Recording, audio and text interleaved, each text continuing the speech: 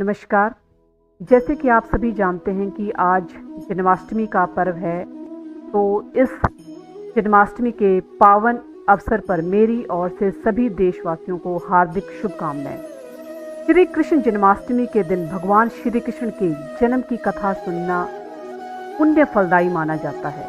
मान्यता है कि जन्माष्टमी के दिन परमावतार भगवान श्री कृष्ण के पूजन के साथ साथ उनकी लीलाओं की झांकियां सजाना व उनके जन्म की कथा सुनना समान पुण्य प्रदान करता है। इसी कारण इस दिन कृष्ण मंदिरों में भगवान श्री कृष्ण की लीलाओं की झांकियां सजाई जाती हैं। भगवान श्री कृष्ण के जन्म के दिन उनके जन्म की कथा सुनना व कथा का पाठ करना सभी भक्तों के कष्ट दूर करता है व भक्तों की मनोकामनाएं पूरी करता है। भागवत पुराण के अनुसार द्वापर युग में मथुरा नगरी पर कंस नाम का एक अत्याचारी राजा शासन करता था। कंस ने अपने पिता राजा उग्रसेन को गद्दी से हटाकर स्वयं गद्दी पर बैठ गया था। उसके शासनकाल में वहां की जनता बहुत दुखी थी, परंतु कंस अपनी बहन से बहुत प्यार करता था। कंस ने अपनी बहन देवकी का विवाह अपने मित्र वसुदेव से करवाया। जब वसुदेव और देवकी का विवाह हुआ तब कंस उनको उनके राज्य छोड़ने जा रहा था, और जब वो उसको उसके ससुराल छोड़ने जा रहा था तब रास्ते में एक आकाशवाणी हुई, हे कंस, जिस बहन को तू अपने ससुराल छोड़ने जा रहा है उसके गर्भ से 8वीं संतान जो पैदा होगी कल को वही तेरी मौत का कारण बने।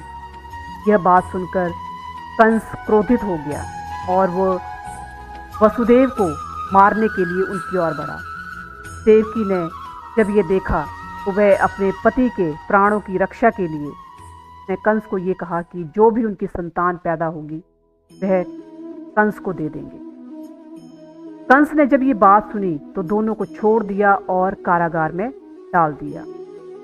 कारागार में देवकी ने एक एक करके 7 पुत्रों को जन्म दिया और कंस ने एक एक करके सभी का वध कर दिया।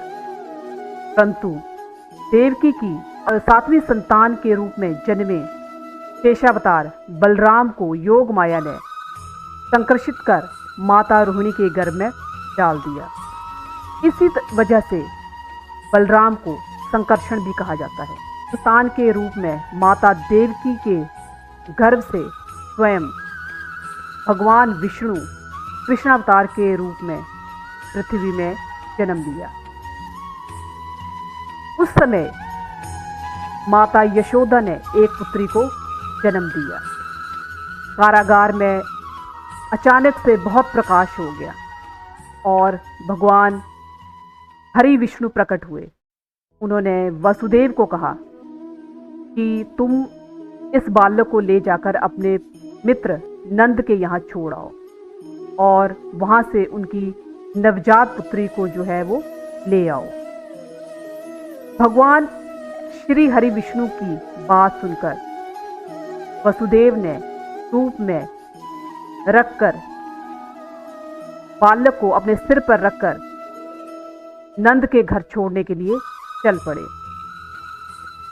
तो भगवान विष्णु की योग माया से सभी पहरेदार सो गए, कारागार के दरवाजे खुल गए। यमुना नदी ने भी पानी के वेग को कम करके वसुदेव को जाने का रास्ता दे दिया। वसुदेव सकुशल नंद जी के घर पहुंच गए। वहां पर उन्होंने बालक को छोड़ दिया और वहां से उनकी नवजात पुत्री को ले आए। जैसे ही देवकी के 8वीं संतान की पैदा होने की बात सुनी तो कंस जो थे वो कारागार में पहुंच गए और देवकी से उनकी 8वीं संतान को छीन लिया। और जैसे ही 8वीं संतान को छीनकर वो नीचे धरती पर पटकने लगा तो वैसे ही वो उनके हाथ से निकलकर आसमान में चली गई। आसमान में जाकर वो पुत्री बोली, हे कंस, तुझे मारने वाला जन्म ले चुका है और वो वृंदावन में है। वो पुत्री जो थी वो स्वयं योग माया थी। भगवान श्री कृष्ण से लेकर उनके जीवन में कुछ ना कुछ उनके जीवन से टूटता रहा। तो उनके जीवन से, भगवान श्री कृष्ण के जीवन से या जन्म से हमें ये सीख मिलती है कि हमें कभी भी परिस्थितियों से घबराना नहीं चाहिए। हमें कभी भी मुश्किलों से घबराना नहीं चाहिए।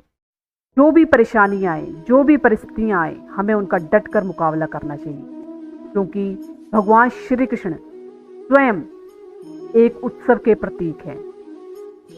बचपन में पैदा होते ही माता छूटी, फिर पिता छूटे। नंद यशोदा के रूप में जो माता पिता मिले वो भी छूटे, संगी साथी छूटे, गोकुल छूटा, मथुरा छूटी।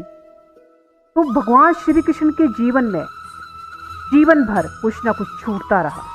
अगर नहीं छूटा तो उनका देवत्व, मुस्कान और सकारात्मकता। तो यहाँ पर हमें भगवान श्री कृष्ण के जीवन से ये सीख मिलती है कि भगवान श्री कृष्ण का जीवन दुख का प्रतीक नहीं है, बल्कि भगवान श्री कृष्ण का जन्म जो है या जीवन जो है वो एक सुख का, उत्सव का प्रतीक है।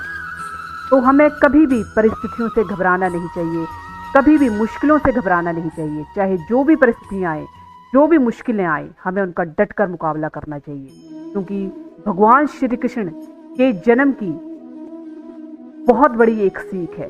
अगर हम उसको सही तरीके से, सही मायने में हम समझें तो भगवान श्री कृष्ण जो हैं वो सही मायने में दुख के नहीं बल्कि एक सुख के प्रतीक है। और भगवान श्री कृष्ण ने जीवन भर बहुत कष्ट झेला, पर फिर भी वो हमेशा मुस्कुराते रहे। उनका देवत्व जो था उसके प्रति उनका दृढ़ विश्वास रहा और सकारात्मक उनकी सोच रही। तो अंत में सभी देशवासियों को मेरी ओर से जन्माष्टमी के पर्व की हार्दिक शुभकामनाएं। देशवासियों के साथ साथ हिमाचल प्रदेश के सभी वासियों को मेरी ओर से हार्दिक शुभकामनाएं। जय भारत, जय हिमाचल।